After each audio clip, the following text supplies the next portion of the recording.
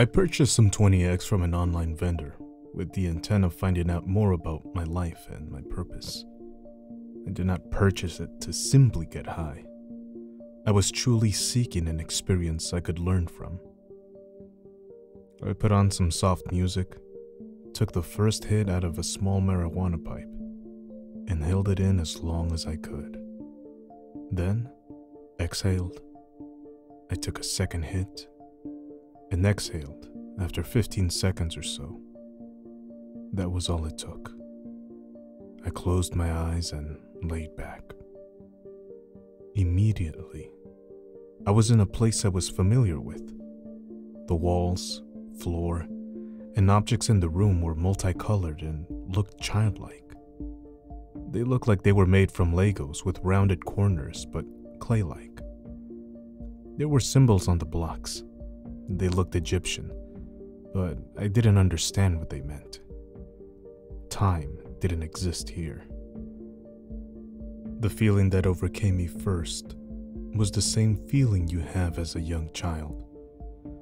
In the strange new world, I felt like a child in this new world before me. A sense of awe, wonder, and excitement took over. I had completely forgotten who I was and how I got there. My ego was completely gone. Suddenly, I was standing before a giant rotating wheel, divided into multicolored sections. Something told me this is the wheel that creates all reality. As I got closer, I noticed the inside of this wheel housed hundreds of souls, all in their own segment on the wheel, holding hands with the soul next to them, creating giant rings of connected souls. I stepped inside the wheel and found my empty compartment that I had left when I was born into this life. Now, the beings around me recognized me, and I recognized them. They were overjoyed to have me back on the wheel. I joined hands with the beings beside me and rotated inside this huge wheel, creating reality. I felt this was my purpose, and it always had been. The feeling of unconditional love and acceptance was incredible. I was them and they were me. There was nothing to fear, nothing to worry about. We were whole again. Someone next to me said this wheel powers the sun, moon, and all reality. All energy is created from this wheel. After a few minutes on the wheel, I somehow moved outside of it and saw a woman in a flowing gown pouring a vase of shiny gold liquid into a stream. She said this is the nectar of life and reality. Immediately after, I returned to my physical body. Only 12 minutes had passed since I smoked salvia. It felt like I was there for hours. I opened my eyes, feeling reborn, happy to be alive. I went for a walk and could feel the energy from all the plants, flowers, and animals. We were all one. I felt I was part of them. About a week later, I packed the bowl a little more than I did last time, took 2 big hits, and was back on the giant spinning wheel. I joined hands again with the same beings as before. They joked and said, "Back again?" in a playful manner. Only this time, I looked up and saw there were hundreds of levels, colored rings of souls like the one I was on. I looked down and saw hundreds below me as well. We were in a giant rotating cylinder. This is where souls await rebirth as they help create reality. I looked at a being a few feet away from me and realized she just telepathically told me this. I saw families of souls awaiting birth when they reached the bottom of this wheel. Once they exited, they were born into a physical life to carry out their lives together. It was odd, but somehow it all made sense. Another week passed, and I wanted to go even deeper. I packed my bowl full and took massive hits this time. I left my body like before, but this time I went past the wheel. I could see it rotating in the distance, but I was going much further this time. I realized the whole place that encompassed this wheel was a huge factory. I could see stained glass windows on the ceiling, hundreds of feet above me, with stars shining in the night sky outside. I looked around and saw dozens of strips of fabric being rolled out from huge spindles and colorful machinery scattered around. And then, the workers. Dozens of non-human beings, large. They looked like Buddha gods, operating these machines and sewing together the rolls of fabric. The strips of fabric moved like a conveyor belt. I walked up to the nearest strip of fabric and realized it was my life. It was a timeline printed onto steel frames. Each movement was one frame. I saw myself in my room smoking Salvia, and myself waking up from Salvia 5 minutes in the future, just a couple of feet away on the strip of fabric. If I moved further down the strip, I could see my future. Being in this factory felt more real than my physical life ever had. And it confirmed that life really is a simulation. The workers all had their own tasks. Some were pushing steamroller-type machines along the strips of fabric. These machines seemed to zip the steel frames together to create a fully animated fabric. Others were operating the spindles. Some were sorting steel frames into the slide for storage in this massive cosmic factory. Some were sewing. This is where reality and time itself are created. This machinery was more advanced than I could comprehend. Yet, there was something very ancient about it. It looked ancient, and the factory seemed so familiar. I know I had been there many times before. Just then, a large being pushing a steamroller along my strip of fabric told me to watch out because he had to roll my timeline. I couldn't move out of the way fast enough and got rolled over by this multicolored steamroller. As he was rolling over me, my consciousness became stuck to the roller and now became a small piece of it. My whole perspective and field of vision was now from the roller. I was now a part of it. He said, "Don't worry, you'll be out of there soon. Life is just a game you have to play." As he pushed me back into the frame where I was laying in my room after smoking Salvia. The frame shattered and I was back in my body. I looked up at the ceiling and saw the roller zip in the portal closed that I had just fell through. This experience did not terrify me. I found it amazing, and I no longer feared death. The beings and the workers I met remembered me. They were very loving, and I felt safe with them. I felt like I was let in on a big secret, and I no longer take things so seriously, knowing it's all a dream or simulation. After all, time really is just an illusion. After doing some research, I found many people who have smoked Salvia have gone to the same place and experienced this wheel, the workers, and the factory. How can so many people experience the same thing? Sometimes, I am tempted to smoke Salvia again and ride the cosmic wheel one more time.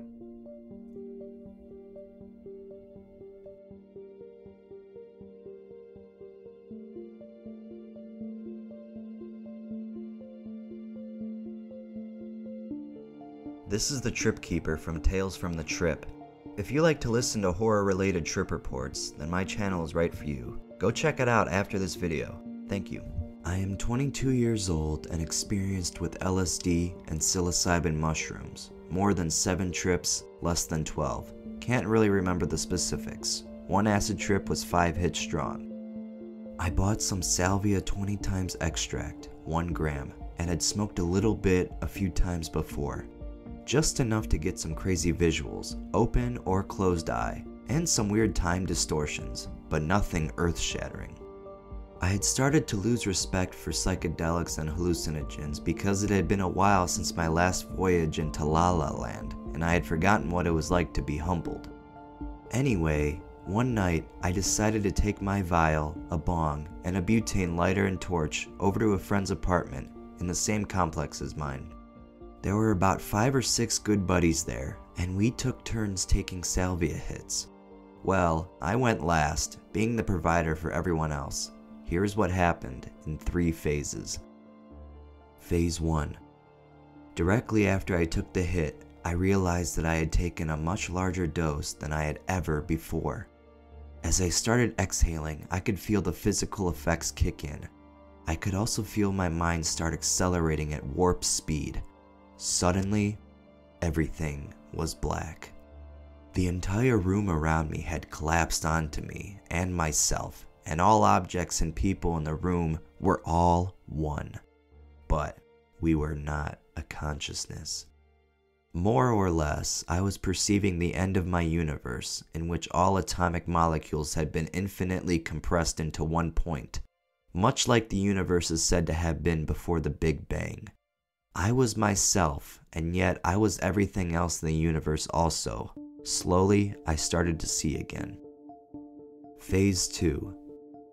As I regained my sight, I realized that I was laying down on a couch, though I wasn't actually lying down because there was a friend sitting on either side of me.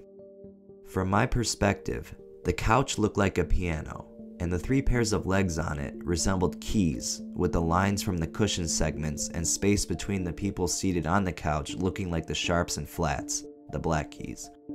The world had a muddy orange tint to it that, at the time, I somehow associated with the original Super Mario Bros. NES game.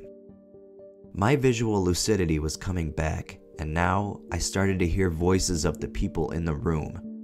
I couldn't understand what language they were speaking, but I knew what they were saying. I was dead. I tried to lean forward and communicate, but I found myself paralyzed. I tried a second time and succeeded, but I had completely forgotten about the capability for speech. This is not to say that I forgot how to speak, but I had forgotten that verbal communication was even possible for humans to perform at all.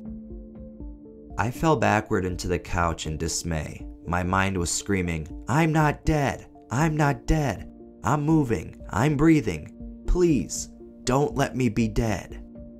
I felt the physical effects of the salvia, which for me is tingling all over my body, which feels like little ant bites. All of a sudden, a more pressing issue hit my consciousness. Not only was I dead, but my crotch was on fire because I had dropped the bong and lighter onto my lap, and I was burning. I leaned forward and looked, but I could not find the bong or the lighter. I looked on the floor near my feet, thinking I had dropped and broken it. I still could not see it. Falling back into the couch, I realized once again that I was on fire because I had dropped the bong onto my lap. Still, there was no bong. The friend whose apartment I was in leaned in really close to me and asked, "What are you looking for?" It was the first sentence I had heard thus far that I actually understood as English.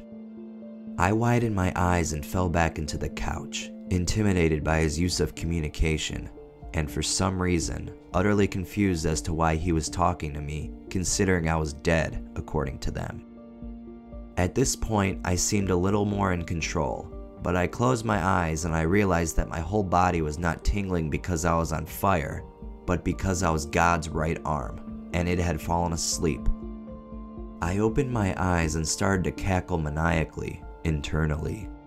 After a couple more minutes of looking around in utter confusion, I regained most of my lucidity, My friend had brought me a glass of ice water and asked me if I wanted to go outside. I did. Phase 3. I laid into a hammock that he had outside his apartment, and we started to talk about my experience. As I recalled the events to him, I began to cry. I realized at this point that it was the scariest thing that had happened to me since one dream I had when I was a teenager. I dreamt that I was falling off a cliff, but instead of waking up right before the impact, I hit the rocky bottom and everything went instantaneously black. The dream still didn't end. I continued to dream the blackness without conscious thought, but a sense of time for about 3 to 4 minutes. Then I woke up. While I was swinging in the hammock, I realized that I was having open-eye visuals very similar to a level 3 experience on LSD. These continued for about 20 to 25 minutes after I went outside. I continued to cry because I had never been so scared. All in all, Phase 1 and Phase 2 happened over the course of about 10 minutes. I couldn't find the bong because as soon as I took the hit, my friend took it away from me, but I didn't know that. The bong had been sitting on the table some 8 inches in front of my legs the entire time. I am very thankful for my friend, of whom I have the utmost respect for. I am also very thankful for Salvia. I haven't smoked any since then, which was several months back, even though I still have about 0.6 of a gram left. Without Salvia, I may have lost my respect for hallucinogens and had to be taught the hard way, say over the course of a 12-hour acid trip. I'd much rather have 10 minutes of terror and a long time of reflection than have an entire trip of terror which could possibly ruin hallucinogens forever. Moral of the story: if I am going to put a chemical into my blood and ultimately into my brain, respect it. Drugs can show me a great time, but they can also show me very ugly things that I may not want to see, but are forced to.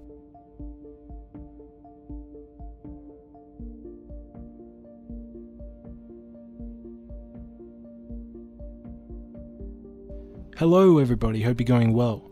My name is Blurriy and thanks to Tripreports for having me on the channel. Be sure to leave a like for him, and my channel should be in the description below. The title of this report is Salvia meets Plato, Kant, Freud, and Bach. It is on Salvia divinorum 10x extract. What follows is an account of the most intense revelatory experience of my entire life. An experience that I don't think I will ever want to repeat again in my life, but which I'm glad I did have. And besides that, I believe it might be of some philosophical and psychological importance. The Spark Notes summary. Freud was completely right. Kant and Plato were completely wrong, and Bach's harpsichord solo from the Brandenburg Concerto No. 5 was way too overwhelming to have playing during a Salvia experience. Or perhaps it was just right. It was not an unpleasant experience, just batshit insane extreme. That's what I chose to have playing. I had a feeling that the absolute mathematical perfection and periodicity of the piece, its chord progressions, etc. would be perfect for comfortably structuring the experience. I thought that it would be better to have something that is totally predictable and that comfortably fills up the room with a warm sound than to risk having random noise interruptions come into play. To a certain extent, I think I was prudent in this respect. Although the part about 1 minute and 54 seconds into the piece, where he's going down the scales and doing that sort of electric guitar solo sort of thing, that was way overwhelming, and literally impacted me physically as a sort of waterfall washing over me. But I'm getting ahead of myself. Now, given that it's legal and has no major side effects, why would I not want to take it ever again? Because one breakthrough is more than enough. Oh boy, the experience was so goddamn intense, the thought of doing it again just seems inconceivable right now. Last night was actually my second time doing it, but the first time I did it, I didn't do as much, or inhale as well, and I got a much milder effect. That time I was listening to Bach's Air from Suite No. 3, Naturally, that was also bound to facilitate a gentler experience. Basically, that time, I never lost my ego or my grounding in reality. I felt a little dreamy, like an elusive something was happening, but I maintained a constant train of consciousness throughout. There was no discontinuous functions of existence, if you will, just gentle sloping functions. When I would open my eyes, everything continued to look as before, although there was a moment where there seemed to be a clear, vicious rotating fluid filling the room, barely perceptible to my vision, like dissolved sugar in water. The one other notable moment in that 5-minute experience was one where I got a distinct emotional feeling of tender, innocence, and eager, quasi-esoteric puppy love well up in me for a brief moment. The sort of feeling I had at first with my very first girlfriend, and that I've never quite felt since. I remember gently biting my lip at this point, sort of like when I'm aroused during a sexual act. It was a rewarding, wholesome moment.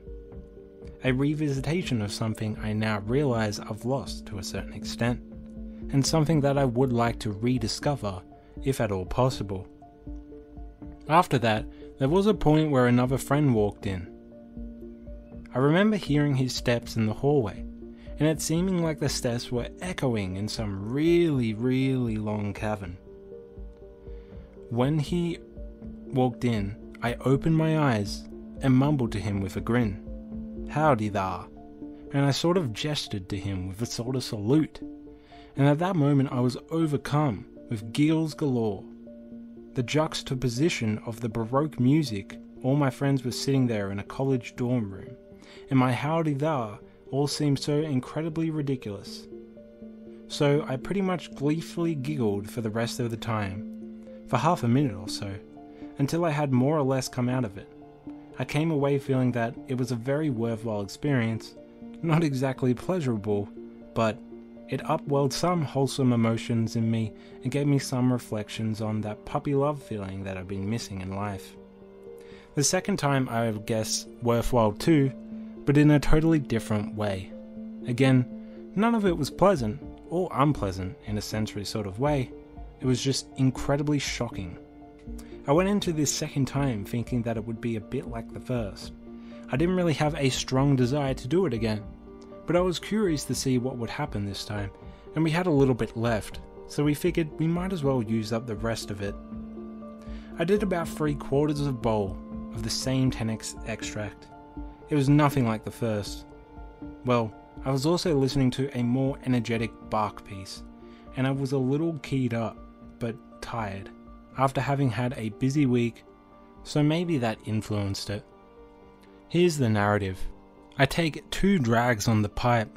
I could already feel some of the first effects during my second drag. My friends start the music. I lay down, close my eyes.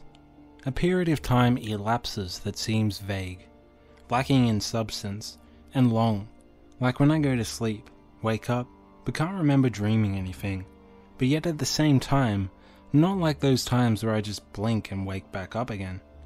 I have a vague awareness that some time has passed, but that is all. In this case, even though it felt long, I've been able to ascertain that this part must have been like only 10 seconds. Then the next thing I can remember, I am trying to climb up and upon the floor and the music, which are both physically integrated as a sort of big wheel.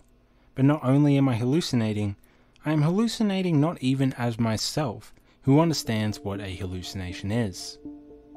I say I, or myself, in quotation marks because I had no concept of I at this point. I had heard of people talk about this sort of state before, of being separated from the ego, and I used to think, that's bullshit. How would that even work? The ego is, like, fundamental to existence. They've got to be imagining all of this stuff. I never really believed in Freudian psychology until now. My consciousness was a complete blank slate. Everything I had known and experienced from my entire life before that was gone, and I was totally lacking in any awareness of that absence in the first place. That moment felt like the beginning of my entire existence, and yet I had no concept of a beginning of an existence at the time. All of this I'm telling is from my realizations that occurred to me after I had reached the second plane of consciousness and was looking back on my immediate past from the first plane. What do I mean by planes of consciousness? First plane of consciousness. I am ID without an ego or superego.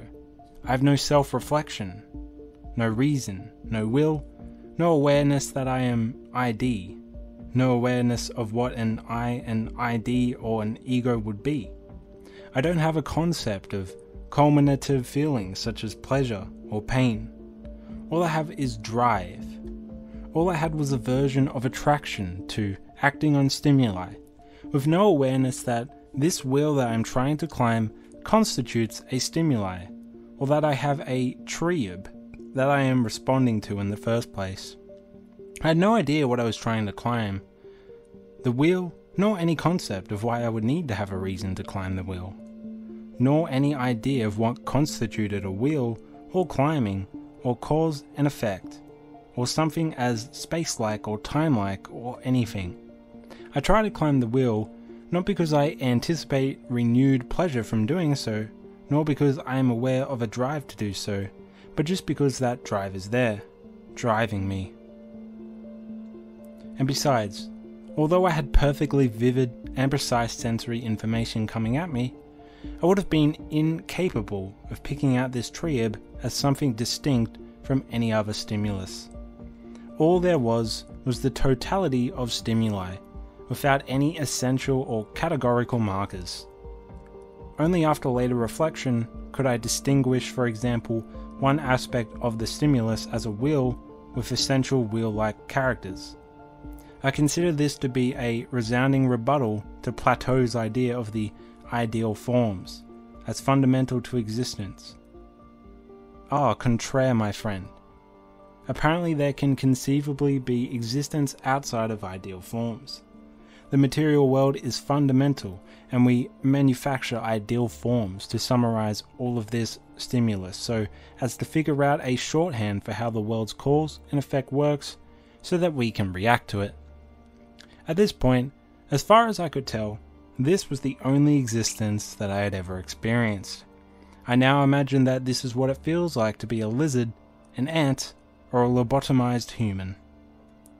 The first searing burst of revelation came after getting myself over one of the nodes of the wheel. The wheel had nodes like a paddle. The paddles are the nodes, or a Ferris wheel. As I came up over the node, an entire new filter of existence opened up before me. Suddenly, all the shapes slid into their ideal forms. I recognized the wheel as a wheel, and I recognized myself as an I. This burst of revelation was like being a devoted Catholic all your life, and suddenly learning without a doubt that God does not exist. Now began the most interesting portion of my experience, the second level of consciousness. Me as an ego, and with reason, but still without my life history. I began to reflect on my experience that I just had during my first level of consciousness, as one would reflect on eternities of existence. I had perfect vivid memory of this first level time. I also began to reflect on my current existence around me, the wheel of the floor and the music spinning, which was still the center of my attention, and which I was still trying to climb. But now I found pleasure in it, and a desire to do more of it, and it became a rewarding sort of game to be doing it. At this point, I thought nothing strange of the fact that the music was physically integrated with the floor and that I was climbing on it. Also, time would often seem slow, or seem to slow down, or speed up, depending on how fast the wheel was turning, as if those two things were mechanically connected as well. And when I would ponder my immediately preceding pre-ego existence, it was as if I could really time travel and relive those moments again momentarily. But this time, as my second level self with my second level self-reflection. Also, I had no idea that anything was particularly strange about this reality around me. with me climbing on the music and doing momentary time travel. I had no idea that anything was particularly strange at all. This seemed perfectly normal, just how the world worked. I guess I had no a priori ideas or structures to suggest otherwise. This does not seem to support Kant's case for a priority structures for perceiving existence, am I right? After a few moments of this, I rounded another node on the wheel and got my second and most shocking searing burst of realization. An awareness of my entire life history flooded back to me. I realized that there was existence that preceded the first level, that I was myself, a college student, and that I had just smoked some salvia. I saw myself climbing a wheel of floor and music in my friend's dorm room, and realized two things. One, the world does not actually work like this, I'm tripping balls, and two, I should not be up out of my bed trying to climb imaginary things, or else I'm going to freak my friends out and look like a psycho. So this is when I started to freak out and desperately yearn for the experience to be over. At this point I'm hallucinating, and I know that I'm hallucinating. I guess that's worse than hallucinating. But being totally unaware, like being totally in the Matrix versus being reintroduced to the Matrix. This is also the point where the Bach harpsichord solo got to the part with the fast ascending scales at about 155 seconds in. The music now looked and felt like a pillar of water shooting out of my friend's computer, over the wheel and splashing down from the wheel and drenching me. It was overwhelmingly and scary. But at the same time, I felt elated, kind of like the first time I had an ejaculation. That feeling that my whole body is going into an electrical spasm, and for a split second, I think it's too much, and that I'm not going to be able to withstand it. But also at the same time, I like it and feel charged by it. So at this point, I start laughing, and in the real world, I try to get up from the bed and reach towards the computer. And in my mental world, I jump from the wheel and run to hug/wrestle with the pillar of music and water. That seemed to relieve some tension. I also at this time realized that it was Bach's harpsichord solo from the Brandenburg Concerto No. 5 that I was listening to, and that I had selected it. And I was thinking to myself, this is way too overwhelming. I should have picked something else. I just need to hold on a little longer. It's almost going to be over. Apparently my friends directed me back onto the bed at this point and were laughing along with me. I was laughing, and I even kind of remember laughing, even though I felt half terrified inside. At the time, it felt like a release of tension, of the sense of everything being so overwhelming, and a recognition that I'm not in control yet. I just have to lay back and take it easy and ride it out. In my mind, I see my friends again, and I think that I'm trying to excuse my behavior and reassure them that I'm okay. Things start to seem real again. I stop paying attention to the wheel and the water, and when I glance back, they are no longer there. The music no longer produces a physical sensation, but just sounds like music again. Suddenly, I had the third burst of revelation, and this one felt like waking up from a dream within a dream. Like the previous, coming back to reality had not been entirely real.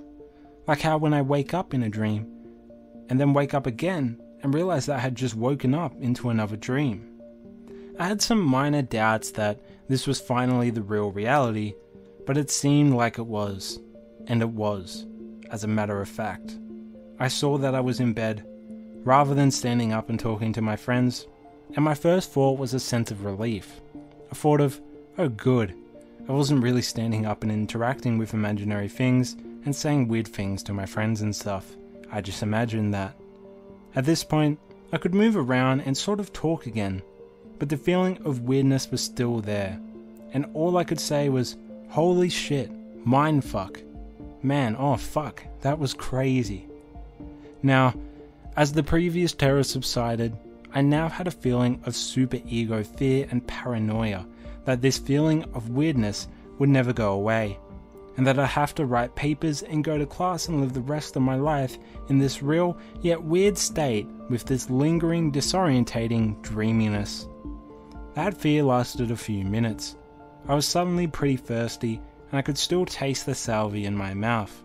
And I had this idea that it might help get it out of my system more quickly by getting that taste out of my mouth. So I drank some water and sat down and started to try to explain some of this experience to my friend, just as meanwhile the other friend was firing his experience up. I remember thinking, unsettled, distressed, no, what is he doing? He doesn't know what's about to happen. He's not ready. So anyways, after a few more minutes, that sense of paranoia went away, and I felt like my old self again. I felt relieved, and now a little cleansed by the whole experience. I guess I could call this the 5th level, real reality, without any lingering weirdness or paranoia. But it wasn't realized by any sudden transition, but just a gradual, but very distinct, shaking off of a weird feeling. All of what I have described took place in about 10 minutes. It felt much longer than that, but that's not to say that things were happening any less rapidly. They were still very rapid and overwhelming. It was just so much stuff crammed into that window of subjective experience. Even if that subjective experience seemed to last longer and seemed like it should have allowed for more stuff than the time duration of real reality. But maybe this longer subjective duration was an illusion created by precisely the fact that there was so much stuff going on. I don't know. I continued to be very talkative for the rest of the night, trying to convey a fraction of what had befallen me. I slept very well that night. This morning and woke up feeling pretty sharp. Will I ever do salvia? Probably not. Do I recommend salvia? I think this account speaks for itself. I do see diminishing returns from having any more than one breakthrough, though, which is why I probably won't be doing it again, even though I found this trip worthwhile.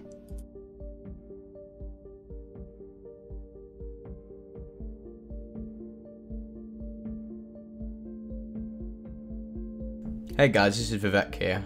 Happy to be featured on Tripreport's channel for this really cool collab.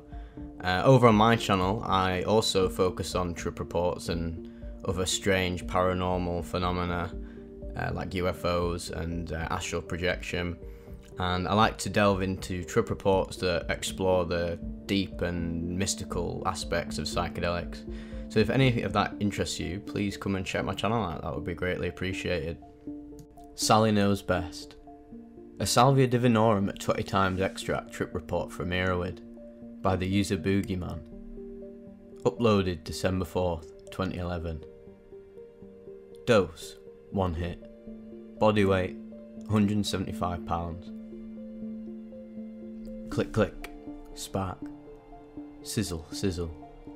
The 20 times salvia burns red hot. Bubble, bubble. 1, 2, 8, 9. I fall back on my bed. I instantly feel and notice my vision fading rapidly. By fading, I simply mean what I know I should be seeing is no longer what I am seeing. The first strong feeling I get is a sense of school. It feels like I'm here to learn. I'm in, on, or maybe am a desk. I have a teacher. I don't see, hear, or feel a teacher, but I simply know that I have one. There was at no point a dialogue between me and the teacher, but there was most definitely communication. To simplify the communication, I'll put the communicated feelings into words. Now, at this point, the very beginning, I'm relatively calm. The first major aspect is not mind or thought, but rather feeling. I can feel the fabric of the universe because I am part of it. This feeling of unity with the universe is both horrifying and tranquil. The horrifying part is that I no longer have any idea what me is. I know what I am. I am. At no point did I stop existing. Rather, I stopped existing as me. I simply became I. I am. Nothing more, nothing less. I just am. The tranquil part of it is the singular existence. Looking back, it would seem evident to me that this feeling of unity, this indescribable sense of oneness, is what allowed this teacher-student complex to form, along with the non-physical communication. So now the groundwork for the trip has been laid, and I'm not really feeling anything specific. The only definite identifiable feeling is that of mystery and wonderment.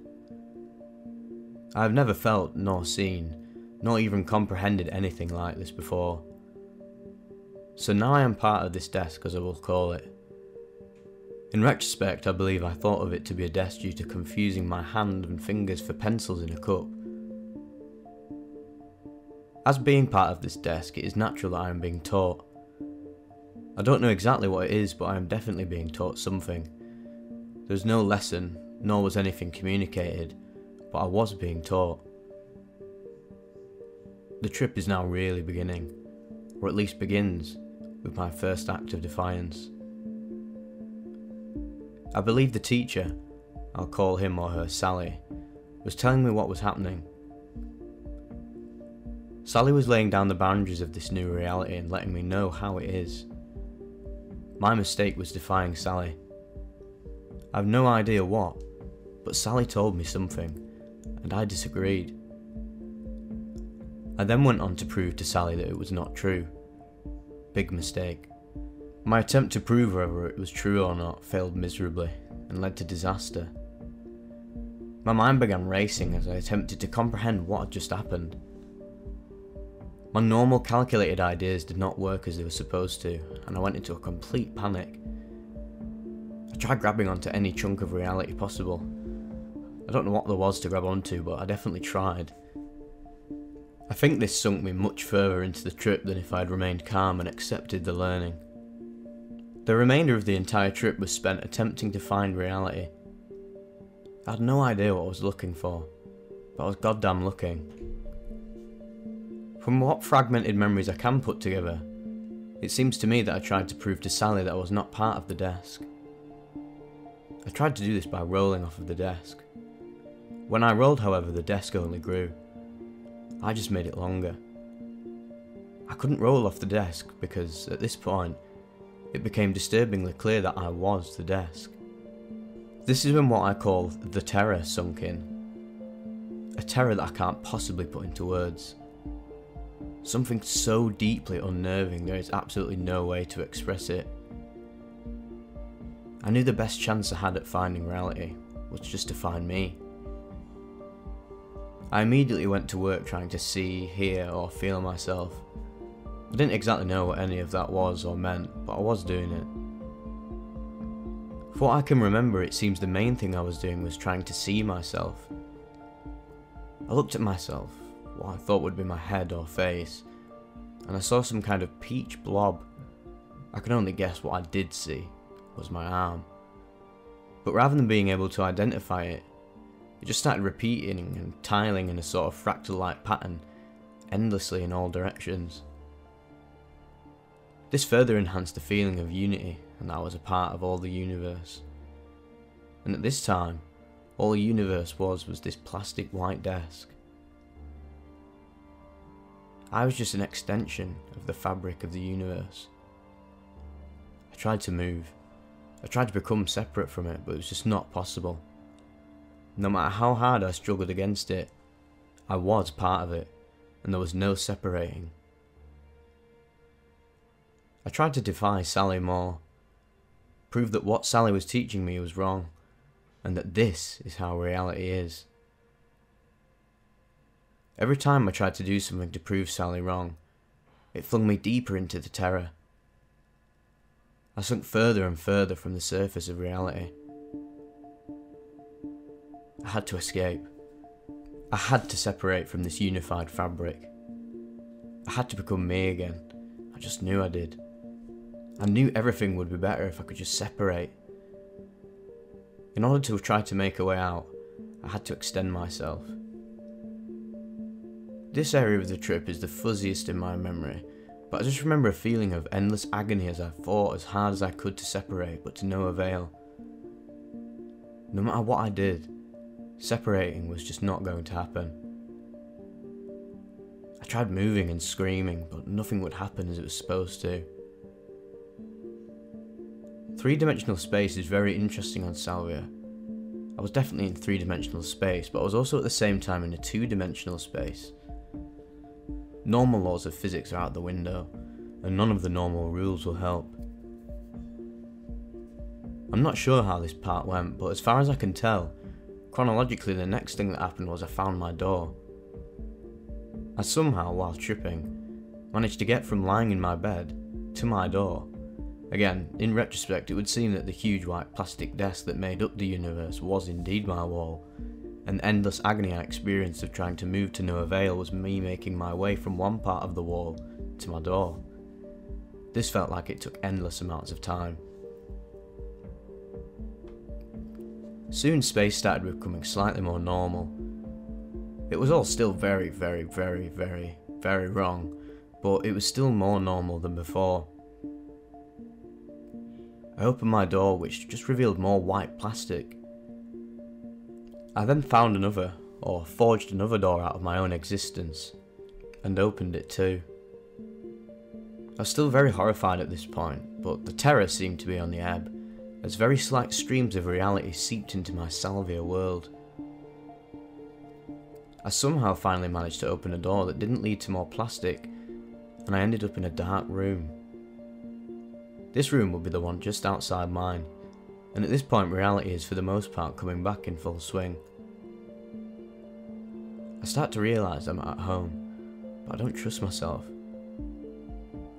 After not being able to roll off the desk and not find reality or a way out, and not being able to open a door out of the world, well, I just didn't trust anything. I couldn't trust this reality. I did not believe it was real, it was a trick. Oh yeah, Sally was tricking me. Nah, this isn't real, none of it was real. I went up the stairs to my kitchen, half expecting the door not to open to anything. I entered the kitchen and looking at my counter and fridge, I got an overwhelming feeling I was being tricked. The corners were too sharp, the smooth surface far too pristine. The glossy finish far too shiny. This wasn't reality. This was still a different world that I was making, but was not in control of. I opened the fridge and take a look inside. The contents are reminiscent of my reality fridge, but I don't trust it. I grabbed the cream from the fridge and walked to the bathroom down the hall. I remember looking in the mirror, but I have no recollection whatsoever of seeing me. I think at this point I still don't know what me is. I know I am, and I know I am home, but I don't know who me is. Anyway, I drink down some cream to verify not only that I have a throat hole that works, believe me, I didn't think I did, but also that the cream is real and not a trick. By the time I leave the bathroom and walk back out into the kitchen, my sobriety is returning, and the trip is fading. I put the cream back in the fridge and I start to run over everything that just happened in my head. I'd say this is when the trip ended. I realised I was me, and me was I. I was at home and now in my kitchen somehow.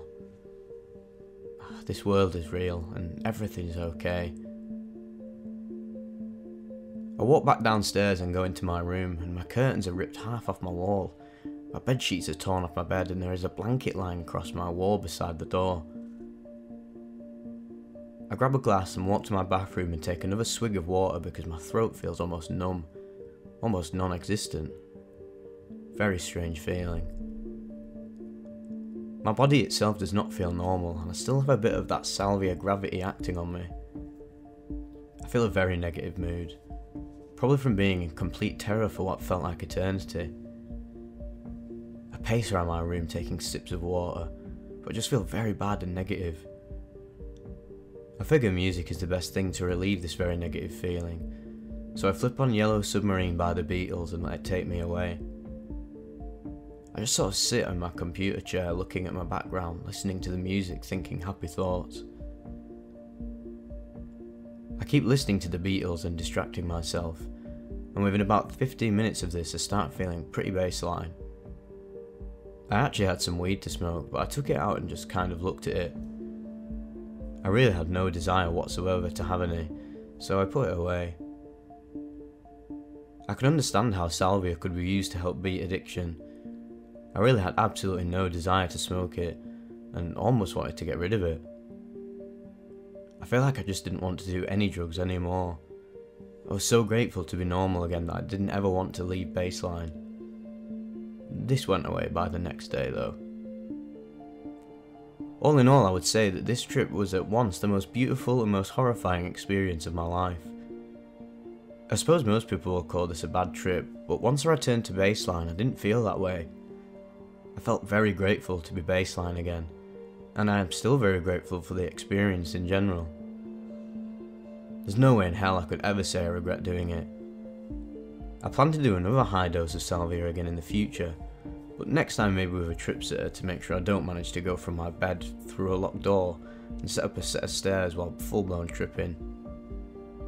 In retrospect, I think I spent probably about 4 or 5 minutes standing flat against or laying flat against my wall, squirming in terror. After that I guess I managed to stand up or shuffle to my door, and it took me opening the door 3 or 4 times in my mind before it opened in reality. If I had set up a video camera, I bet it would have been a very hilarious scene. It took me 3 days of constant reflection and several low-dose uses of salvia to recall and piece together this trip entirely. The original trip report I wrote about 30 or 45 minutes after reaching baseline from this trip is nothing like this one. The low doses of salvia helped me better understand the effects of it, how it works, and why it works. This combined with a lot of reflection on the trip gave me great insights into what really happened. Anyway, sorry if any of the wording is confusing. As you probably know, this kind of stuff is very difficult to describe, but I did my best. There are several very key feelings and events that aren't in this trip report simply because I don't know any way to put into words. It's clear why salvia is considered the most potent natural hallucinogen. For good damn reason. Nonetheless, it is an amazing drug that deserves enormous respect for its powers. Method of use: 1 large pinch of 20 times salvia in a large bong bowl. 1 large hit taken over about 15 seconds of direct flame from a bic. I cleared the chamber and my original intent was to count to 30, and while doing so, put in another little pinch, exhale, and then take another hit. Once I got to 6, I realised that wasn't going to happen. I closed the packet of salvia and didn't get past 9 before counting and holding in my breath were no longer even things or thoughts that existed. I remember as I walked up the stairs, I sobered up and exhaled. I guess as my normal thinking processes returned, I figured it was time to exhale the hit. This was several minutes after I originally took the hit. I honestly think this can only be experienced on salvia or other powerful psychedelics. This is one of those things that cannot be put into words.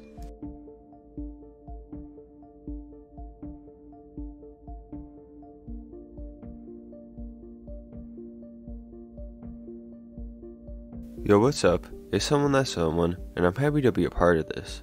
This is a loaded collab, and you already know it's gonna be a banger. Make sure to check out my channel, subscribe, check out everybody else's channel, but besides that, I hope you enjoyed this, and here's to more collabs down the road. So we enter the ether. When the senses contact sense objects, a person experiences cold or heat, pleasure or pain. These experiences are fleeting. They come and go. Bear them patiently, Arjuna. Those who are not affected by these changes, who are the same in pleasure and pain, are truly wise and fit for immortality. Assert your strength and realize this. Bhagavad Gita 2:14-15. Hallucinations are images, disconnected pictures on a movie screen, presentations and symbol, open to interpretation. They can happen or they can be directed. Either way, like virtually everything else, they can serve as tools in the right context. Maybe because of the synesthesia, LSD, the few times I tried it, never did much for me, besides causing some gastrointestinal discomfort and head pain. I have never tried mushrooms or mescaline, and will probably never try them, because after a certain amount of time, there was only impatience for the chemical alteration to end. I am wary of anything proposed to last longer than an hour in effect and after effect. For myself, I do not believe in taking drugs for recreation, but one part of my take on the drug-related issue has changed. If there is a specific intention, and like anything else, if intuition points favorably to furtherance, and the person in question holds sufficient maturity, is undertaking for a genuine purpose, and has the capability of wise discernment, I see no in taking a drug as part of a ritual, for spiritual purposes, or for purposes of gaining a different form of insight to a situation either not accessible or blocked from consciousness. So, it was with that intention and environment that I tried Salvia a few weeks ago. It had been a while since I had done any kind of drug, psychedelic or otherwise. Over the past year, the closest I've come has been smoking mugwort occasionally and taking 1 or 2 hits of hash on Thanksgiving. From my interpretation on the accounts I had read and the information I had found on Salvia, I was a little disappointed. The experience did not fall out of line with the descriptions given. I would just describe it in different words. The way some accounts were worded gave a hyperbolic impression, using phrases like felt like dying, losing time, and loss of self, none of which I experienced, but where I can see how what I did experience could be described in those terms, from a different perception. Anyway, here's what happened. I was in the living room with a friend, sitting down with soft music playing, and the lights dimmed. I took an experimental hit of the Salvia extract, and the first thing that happened, almost instantly, was the sensation of wood both pressing into and growing from the hinges of my jaw. 2 straight branches of dark wood emitting from jaw hinges, seen, and then a scene incorporating the parallel extensions into a construction. It was nighttime, and I was hiding under desolate rafters at what felt like a carnival in the distance. Subsequently, with eyes open, my entire body felt amassed with pinpricks, something like an allergic reaction. This, along with the pain at the hinges of my jaw, was unbearable the way a tattoo being done in a sensitive area amplified by 100 is unbearable. I curled into a ball, and every molecule, eyes still opened, on my leg separated. It looked as though my leg was made up of hundreds of blue and white pills that had little arms, legs, and faces, and were all screaming in a really high-pitched tone, looking up at me. My body felt entirely composed of these pill people, which linked back to a dream I had about a month before. I attempted to adjust my vision and look over at my friend to say something coherent, and burst into brief laughter instead, which was somewhat annoying, a physical reaction. The initial unpleasant feeling that I imagine may have been the felt like dying reference, though it did not feel like death, passed, and the scene returned. The wooden construction multiplied in the motion of something like a Ferris wheel extending into rafters. Same setting, with giant black marigolds swinging from the wooden boards and toward me. There was also a constant chanting that I could not decipher. Taking note at the time, it sounded something like "hath heru" or "hack her up." It was actually more like "hit heru" or "hit heru," another name for Hathor. The name Hathor was remembered after the experience, finalizing the link. I actually could not remember whether Hathor was a goddess or if it just formulated in my head, but the name was familiar in Egyptian mythology. Looking up information on Hathor later, it all made more sense, though not much more, as there really isn't much known about the origins of Hathor, with one of her aspects being that of welcoming the deceased to the underworld and offering them water from the branches of a sycamore. Also, as I was entering into the experience, besides the branches growing from the sides of my jaw, with eyes closed, I saw a black woman, who looked similar to some of the depictions of Hathor I encountered in subsequent research, in facial structure, who looked at me and told me, with some surprise, "You shouldn't be here." Me disregarding the statement and pushing onward with some caution. The chanting still going on, but with the unpleasant physical sensations subsiding. I attempted to look around. I was under the rafters again, with a carnival in the distance. Looking between the spaces, I saw a tall figure in shadow standing under a street lamp. He was looking around, and I was hiding from him. Linked to little girl image, an archetypical manifestation. The image faded, and I was seeing a lot what looked like glowing neon neurons. I was moving from neuron to neuron through synapses and electricity, guiding myself but unsure of where this was going. I saw some images, the only one of which I recall seeing was a cave covered with almost cartoonish strings of gray-pink moss, and some people carrying a large throne, with a person in it, dressed in red and gold, out of the cave. Seeing this, I was standing in the grass by the cave. I thought, royalty, and Africa. I opened my eyes and looked around. As the trip was fading, I saw blue iridescent flowers swaying in tune with the music. Then, I saw a translucent giant eye superimposed over the room, as though part of a face rather than just being a floating eye. It opened. The eye then transformed into a giant translucent butterfly sitting on my nose and slowly flapping its wings. The trip faded. 2 things were realized from this experience. The music was a bad idea. I found it really distracting, and the living room was not an ideal place. I was not comfortable. I wanted to lie down. So, grabbing some pillows and a blanket, we moved into my room and I situated myself on the floor. The second time around, the first thing I felt was, again, the unpleasant pinprick sensation, along with pain in the hinges of my jaw. Anticipating this, I attempted to breathe through it, which did not help all that much. So, instead of trying to push it all away, I focused on the pain in my jaw and looked around. The room was made up of flat plant creatures, like seeing through the wall and into void. There was a wall beyond the wall made up of flat, smooth, green plants, arranged like snakeskin, with sharp teeth at the center of each one. Focusing on the pain in my jaw, it felt like there was a giant spider trying to climb out of my mouth. A part of me looking down at me, I saw many tan-colored tentacles surrounding my lips, but I still thought it felt like a spider. I'm having to make word adjustments. Like the swinging flowers I saw actually look like black marigolds, but I originally registered them as geraniums because they looked and felt more like the word geranium than the word marigold. Similarly, this feeling of something with many legs is more closely attached to the idea of spider than octopus, as is the idea/sight of tentacles for some reason. Regardless of what it was, something was trying to push out of my mouth, and whatever it was causing pain, so I focused my energy on pushing it out. It ended up being an enormous, long, worm-like creature.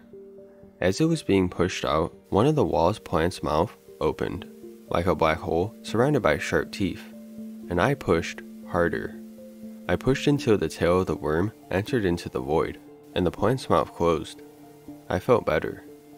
By this point, I had realized that I would not be able to lose control.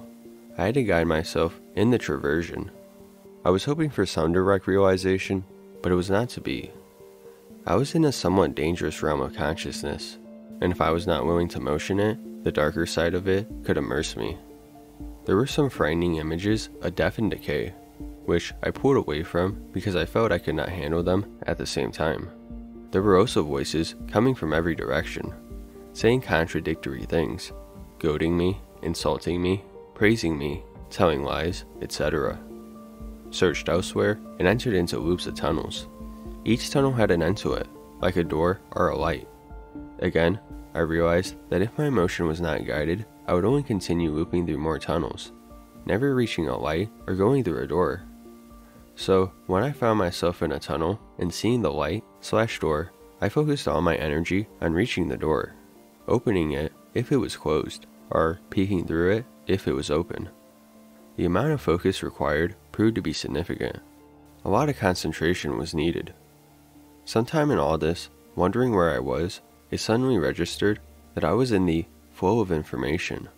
Thinking about the lies and the voices sparked the realization, and after that, I resolved to do some magical work, working with it instead of trying to let go. Traversing the tunnels, I opened as many doors as I could to the light behind them. I passed through many images, but I was not able or willing to peek through every door I opened, either being pulled away to somewhere else or just being unable to remain long enough to look. Some were more difficult to get to than others. I don't remember everything I saw, but a couple of things stick out.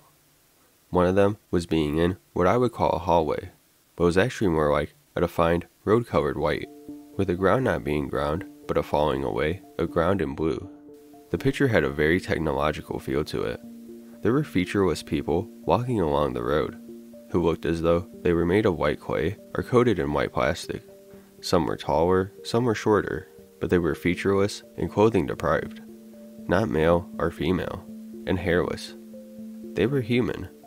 They were all passing under this door frame that was around the middle of the road. Nothing happened to them. The door frame simply happened to be there. I was like a ghost, passing over them and through them. This did not seem very important, / did not strike me, but I do remember it. More importantly, however, I remember a couple of other things. During the exploration, I came across a pool of thick black water. It was almost shiny. The black pool solidified into stone wall, and I knew that whatever was on the other side was something I wanted to excavate. A pickaxe manifested, and I began chipping away. It was slow going, and I was soon energetically exhausted. I was surprised to find that, underneath the stone, there was only something like chunks of flesh, or something equally repugnant. I had loosened the foundation, but the wall / pool was deep and sturdy. I remember someone standing next to me in space, though I did not pay much attention other than marking their presence in the periphery. I don't know who it was or what they were doing there, though they appeared to be male.